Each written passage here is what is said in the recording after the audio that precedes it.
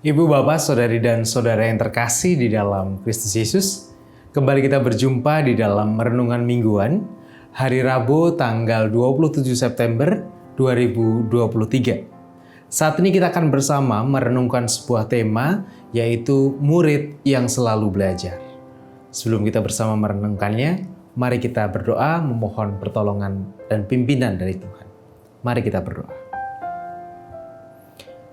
Syukur kami naikkan kepadamu Tuhan untuk cinta kasih yang senantiasa berlimpah di dalam hidup kami. Kami juga bersyukur jikalau pada saat ini Engkau berkenan untuk menyatakan kebenaran firman-Mu bagi kami. Berkatilah kami Tuhan di dalam perenungan firman-Mu saat ini. Kiranya Roh-Mu yang kudus yang memimpin dan hadir bagi setiap kami. Dan biarlah hikmat yang dari Engkau boleh memenuhi setiap diri kami. Di dalam Tuhan Yesus Kristus, Juru Selamat kami yang hidup, kami berdoa. Amin. Sabda Tuhan yang akan kita renungkan bersama pada saat ini tertulis di dalam Injil Matius pasal 18, ayat 1 sampai dengan ayat yang kelima. Injil Matius pasal 18, ayat 1 sampai dengan ayat yang kelima. Yang demikian sabda Tuhan tentang siapa yang terbesar dalam kerajaan surga. Pada waktu itu datanglah murid-murid itu kepada Yesus dan bertanya, "Siapakah yang terbesar dalam kerajaan surga?" Maka Yesus memanggil seorang anak kecil dan menempatkannya di tengah-tengah mereka. Lalu berkata, "Aku berkata kepadamu, sesungguhnya jika kamu tidak bertobat dan menjadi seperti anak kecil ini, kamu tidak akan masuk ke dalam kerajaan surga. Sedangkan barang siapa merendahkan diri dan menjadi seperti anak kecil ini, dialah yang terbesar dalam kerajaan surga. Dan barang siapa menyambut seorang anak seperti ini dalam namaku, ia menyambut aku." Demikianlah pembacaan sabda Tuhan. Yang berbahagia ialah setiap orang yang dengan setia merenungkan serta memeliharanya. Haleluya. Amin. Sekarang ini banyak orang tua, baik bapak, ibu, atau juga eyang kakung, eyang putri yang mengeluh. Mengeluhnya itu sebenarnya bukan keluhan yang jelek sih, tapi keluhannya itu keluhan yang baik.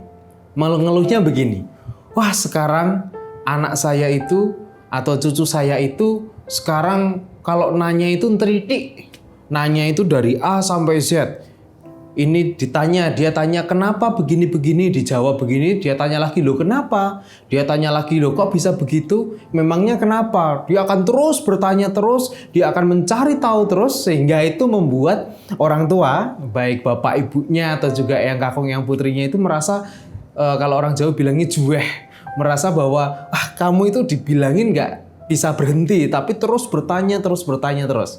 Hal itu menjadi keluhan yang dirasakan tidak sedikit orang tua, bapak ibu atau juga eyang kakung yang putri yang kemudian mempunyai anak atau cucu sekarang ini yang mungkin masih kecil. Nah, kondisi ini Bapak Ibu dan saudara-saudara yang terkasih dalam Tuhan, sebenarnya anak yang ingin bertanya, anak yang senantiasa mempertanyakan sesuatu, sejatinya adalah ciri atau sebenarnya hakikat seorang anak-anak. Karena pada dasarnya, anak-anak ini adalah seseorang yang memang dia ingin bertanya, dia ingin tahu sesuatu. Karena dia merasa tidak tahu, akhirnya dia mau bertanya sesuatu, dia mau belajar sesuatu. Mungkin kita bisa mengatakan, oh anak zaman dulu itu nggak gitu. Atau zaman sekarang itu beda, anak-anaknya lebih bawel, lebih banyak tanya gitu. Sebenarnya juga nampaknya tidak. Hanya saja mungkin kalau zaman dulu ketika ada anak bertanya gitu, orang tuanya sudah bentak, "Kamu itu kebanyakan nanya, nggak usah nanya." Atau udah dijawab, "Ora ilok," sudah berhenti. Tetapi kalau sekarang kan ketika ditanya kemudian orang tuanya menjawab. Jadi anaknya itu akan terus berlatih untuk bertanya, untuk belajar sesuatu yang baru. Bahkan dia mencoba yang baru, dia mencari tahu yang baru dan sebagainya. Hakikat anak seperti ini adalah anak atau hakikat yang manusia yang mau untuk terus belajar, manusia yang mau untuk terus bertanya dan mencari tahu tentang sesuatu. Karena ia merasa dirinya tidak tahu, sehingga dia harus mencari tahu apa yang ingin dia tahu. Teks yang kita baca saat ini, Ibu Bapak Saudari dan Saudara yang terkasih dalam Tuhan, sebenarnya merupakan sebuah sindiran. Kalau kita lihat di teks-teks sebelumnya, ketika Yesus kemudian berdebat dengan ahli Taurat, berdebat dengan orang-orang Farisi tentang beberapa hal, Yesus seakan merasa bahwa ahli-ahli Taurat ini merasa menjadi orang yang pintar. Mereka menjadi orang yang serba tahu, mereka menjadi orang yang sudah tahu semuanya. Sehingga ketika mereka mau menerima sesuatu yang baru atau mereka diberikan pemahaman yang baru oleh Yesus, seolah-olah bahwa yang Yesus katakan itu pasti salah. Yang benar adalah yang dia tahu. Dalam teks ini, Yesus seperti mau menyindir mereka dengan mengatakan bahwa ini loh, yang terbesar dalam kerajaan surga itu, ya kalau kamu mau jadi seperti anak-anak ini. Kenapa? Anak-anak pada zaman dahulu, pada zaman tradisi Yahudi, anak-anak itu biasanya punya satu pola, yaitu pola untuk belajar. Baik dalam lingkungan keluarga, ataupun baik di tempat-tempat pembelajaran yang lain, itu mereka senantiasa belajar di sana. Belajar tentang Taurat, mereka belajar tentang tradisi, mereka belajar tentang sesuatu hal yang mereka hidupi di dalam hidup mereka. Sehingga mereka punya hasrat untuk belajar, mencari tahu, dan mereka tidak merasa dirinya tahu. Sehingga di teks ini, Yesus mengatakan, ini loh, kalau mau menjadi yang terbesar dalam kerajaan surga, harus seperti anak ini. Kenapa? Karena anak ini merasa bahwa dirinya tidak tahu, sehingga dia mau belajar. Bukan seperti orang-orang dewasa itu yang merasa dirinya sudah tahu, merasa dirinya sudah paham, sehingga dalam hidupnya ia tidak mau lagi belajar. Padahal seperti yang kita tahu, mengikut Yesus di dalam kehidupan kita adalah proses belajar yang tanpa henti.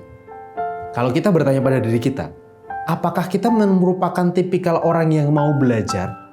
Ataukah kita merupakan orang yang sudah merasa tahu? Sehingga ketika kita mendapatkan pemahaman yang baru, kita mendapatkan sesuatu insight yang baru bagi kita, kemudian kita langsung, sudah itu pasti salah, itu pasti keliru. Yang benar itu yang saya tahu, yang benar itu yang saya pahami. Semuanya itu ngawur, yang nggak sesuai dengan pikiran saya. Jikalau kita masih seperti itu, jangan-jangan kita belum menjadi seperti anak-anak ini. Karena kita hanya menjadi orang-orang yang sudah merasa tahu dan tidak mau belajar. Tuhan menghendaki kita untuk mau terus belajar mengikuti Dia di dalam dinamika kehidupan kita. Dalam relasi dengan teman, relasi dengan sahabat, relasi dengan siapapun itu, bahkan juga dalam kita menjalani kehidupan rohani kita pribadi, itu pun juga kita membutuhkan suatu pembelajaran dan rasa yang mau untuk belajar. Dan tidak hanya kemudian melepaskan, melempar sesuatu yang baru saja. Dan kita membentengi diri kita dengan hal-hal di luar apa yang kita tahu dan apa yang kita pahami.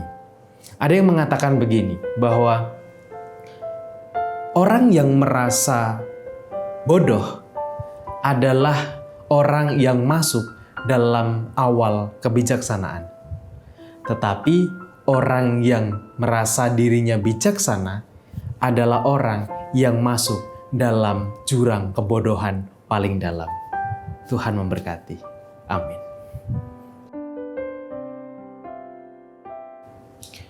Marilah saat ini kita berdoa, menyerahkan kehidupan kita dan memohon setiap pertolongan di dalam pergumulan yang kita alami dalam hidup kita.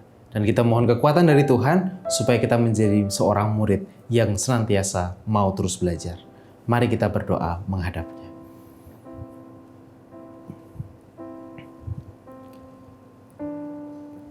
Di dalam kami mengikuti Engkau Tuhan, seringkali kami menjadi murid-murid yang merasa diri kami pintar. Kami merasa bahwa diri kami sudah mengetahui segala sesuatu. Sehingga ketika kami berjumpa dengan sesuatu yang baru, yang bisa saja itu berasal dari Engkau, kami dengan terang-terangan membentengi diri kami. Sejauh sesuatu yang baru itu masih sama dengan apa yang kami tahu, kami akan menerimanya. Tetapi jikalau bertentangan dengan apa yang kami tahu, maka kami akan langsung menolaknya. Ya Tuhan, ajar kami untuk menjadi murid yang mau untuk terus belajar.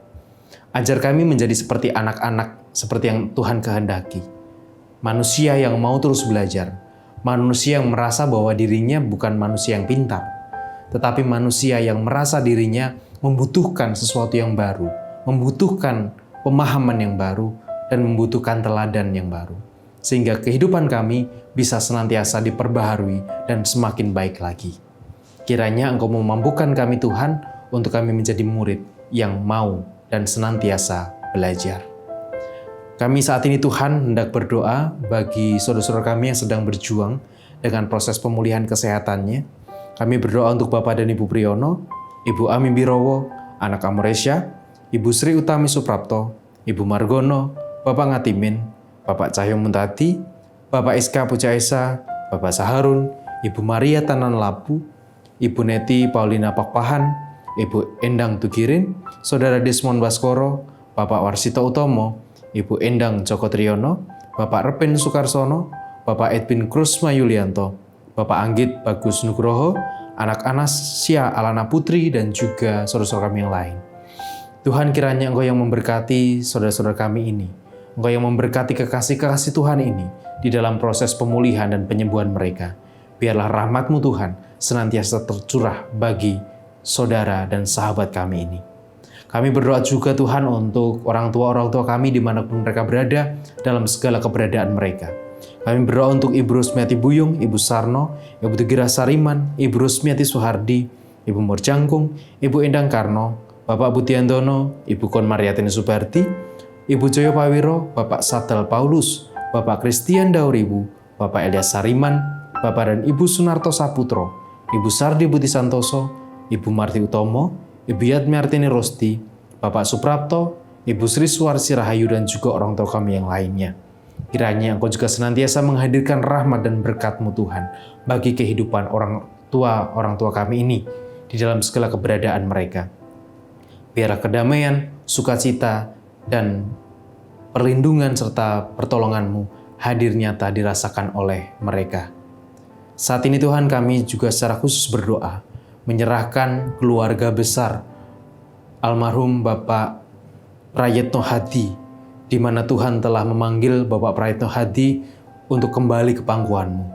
Kiranya Engkau memberkati seluruh keluarga, Engkau yang memberkati Ibu Prayit beserta dengan anak-anak semuanya, dengan cucu-cucu, dan juga seluruh keluarga besar. Kiranya Engkau yang menolong mereka di dalam segala kesedihan mereka. Engkau yang mengurapi mereka di dalam segala kedukaan yang saat ini sedang mereka rasakan. Biarlah ketabahan, kekuatan yang dari Engkau boleh mereka rasakan. Dan perlahan mereka boleh mengikhlaskan kepergian suami terkasih, ayah terkasih, eyang terkasih untuk menghadap Engkau di surga. Kami serahkan Tuhan keluarga ini ke dalam tangan kuasa-Mu. Kami juga menyerahkan segala pergumulan kami Tuhan. Apapun yang saat ini sedang kami gumuli, apa yang mengganggu pikiran kami, apa yang mengganggu kehidupan kami, kiranya Tuhan boleh mampukan kami untuk kami bisa menyelesaikan setiap pergumulan-pergumulan kami.